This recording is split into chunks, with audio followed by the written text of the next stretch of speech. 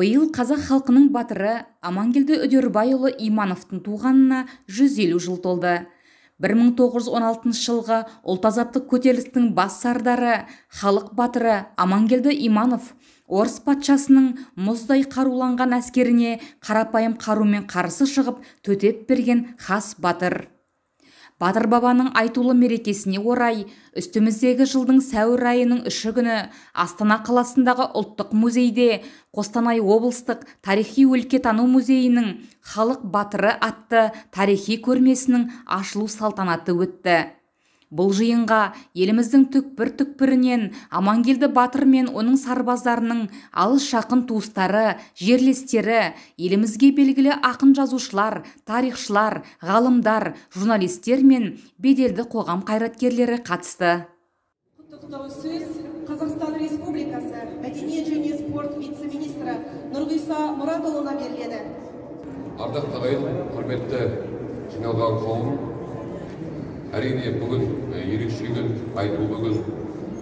Қазақтың тарихында, алаштың тарихында өзінің басын отқа тіккен тұлғаларымыз, елдеріміз көп болған әрине. Соның бірі Амангелді Иманов атамыз. Қазақтың тұтастығы мен бірлігінің жолында, тәуелсіздік жолында өмірін шарт етті.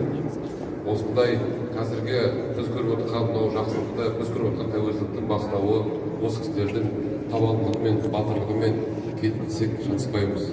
Еліміздің тәуелсіздігі баянды болсын. Көп рахмет. Қадірменді жерлестер, қайырлы күн, құрметті жиналған қауым. Сіздерді Амангелді Имановтың туғанына 150 жыл толуына арналған халық батыры көрмесінен ашылуымен құттықтауға рұқсат етіңіздер. Осы бір түбірлі мерекелік іс-шараға Алматы қаласынан арнайы шақыртумен Амангелді батырдың немересі Амангелдиев Батырлан Рамазанұлы да қатысты. Қадірлі қонақтар, құрметті елорда тұрғындары мен қонақтары, биылғы Амангелді Иманов атамыздың 150 жылдық мерейтойы елорда төрінде тұсауы кесіліп отыр. Жалпы осы атамыздың сол кездегі ұлт-азаттық көтерілістегі отаршылдыққа қарсы бағытталған аталарымыздың ерліктері және халықтың бірігуіне, ұлттық сананың қалыптасуына бір жағадан бас, бір жеңнен қол шығарып, еліміздің ары қарай қалыптасуына көп әсер еткендігі белгілі. Бұл шара ұлттық музейде, музейлердің арасындағы ынтымақтастықтың арқасында жасалып отыр. Республикалық ғылыми конференция, бүгінгі көрме, атаулы көрме осының дәлелі. Бұл жәдігерлердің барлығы тарихымызға үңіліп, және оны да келер ұрпаққа сабақ болатындай шара болады деп ойлаймыз. Енді осы шараны ұйымдастыруға көмектескен, осы шараның негізгісін жасап жатқан осы ұлттық музей басшылығына, қызметкерлеріне алғыс айтамыз. Істеріңізге тек сәттілік тілейміз. Көп рахмет. Амангелді батырдың қос перзенті Рамазан мен Шәріп бала жасынан әке даңқына сай болып өсті. Соғысқа дейін Рамазан Амангелдиев журналист болып қызмет етті. Амангелді ауданына барып, әкесінің көзін көрген сарбаздармен әңгімелесіп, деректер жинаған. Батырдың балалық шағы атты романда жазбақ болған. Рамазан соғысқа аттанып, Бородино селосының түбінде болған ұрыста ерлікпен қаза тапты. Бүгінгі іс шарамызға Амангелді батырдың ұрпағы Батырұлан Рамазанұлы қатысып отыр. Сөз Амангелді батырдың немересі, техника ғылымдарының кандидаты Батырұлан Рамазанұлы Амангелдиевке беріледі. Я могу точно сказать, что Амангелді Иманов, мой дед, он в моей жизни оставил очень большой след. Впервые я о нем узнал, или осознал, когда мне было 10 лет. В 1949 году ко мне подошел мой соклассник, дал мне газету и говорит: здесь написано про твоего деда. Я пришел домой, стал читать, и оказывается, действительно про моего деда, потому что в конце было написано, что внуком его является, я являюсь. Поэтому, несмотря на то, что у меня другая профессия совсем, но всю свою жизнь я интересовался его судьбой, его жизнью. И когда уже вышел на пенсию, взялся за сбор материалов. В результате этой работы появилась книга небольшого формата «Столетие восстания». Она была опубликована в 2015 году. Ну, конечно, к этому моменту было уже довольно много написано. Я стремился найти что-то новое.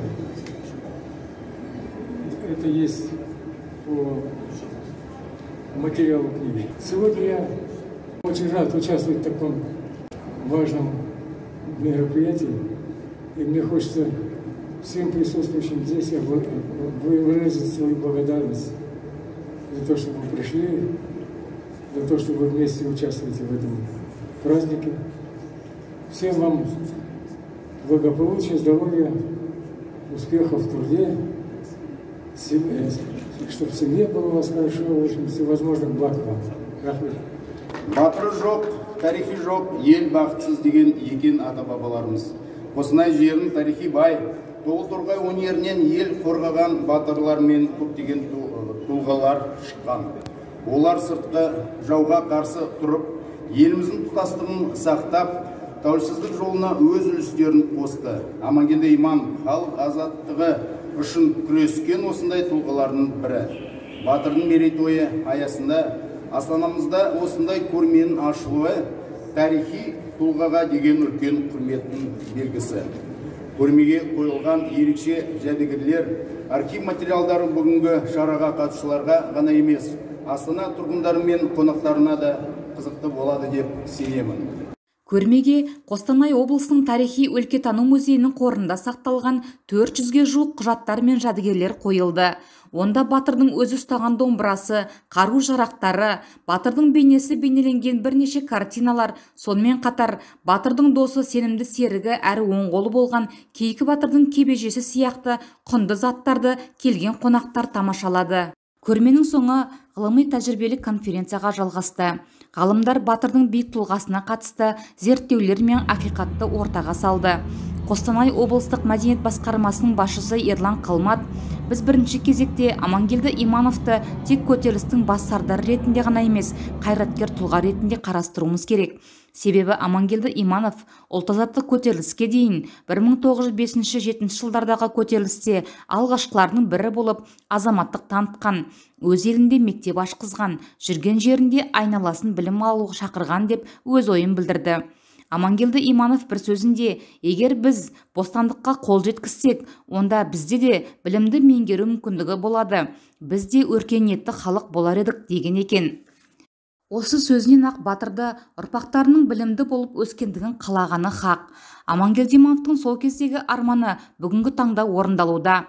Конференцияның соңында батырдың немересі Батырлан Рамазанұлына шапан жабылып, келген қонақтарға сыйлықтар таратылды.